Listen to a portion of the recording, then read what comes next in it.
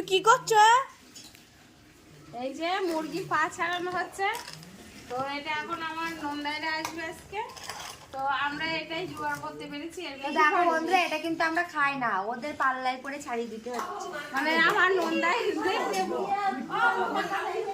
পাঁচ করোনের ফটো আছে মার্কেট। ও মা, কালো জিরে দিন। এখন এই ঠ্যাংগুলো ছাড়ানো হচ্ছে সবাই মিলে। দেখো ঠ্যাং ছাড়ানোর পাবলিক দেখো কতজন বসে আছি, তাহলে কতটা ঠ্যাং বসে আছে।